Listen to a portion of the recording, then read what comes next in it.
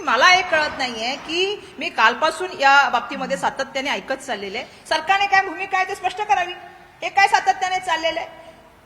असं आहे की धार्मिक तेढ निर्माण करणारी स्टेटमेंट की आज येतात असं नाहीये ना. नितेश राणे किती दिवसापासून बोलतायत, का नाही थांबवत सरकार त्यांना?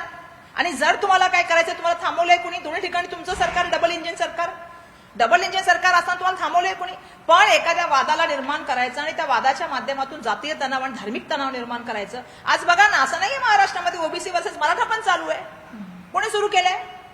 कोण म्हणजे बोलतंय? अरे महाराष्ट्राची सहिष्णुता जपा, महाराष्ट्राची एकात्मता जपा आणि प्रगत महाराष्ट्राची मला वाटतं जी आहे ती प्रतिमा जपा. आज आपण महाराष्ट्राला कुठे म्हणजे मुख्यमंत्र्यांनी याच्यामध्ये इंटरव्ह्यू करण्याची आवश्यकता आहे. मुख्यमंत्र्यांचे नागपूर जळतंय म्हणजे किती दुर्दैवाची गोष्ट आहे. महाराष्ट्राच्या दृष्टिकोनातून तुम्ही विचार करा.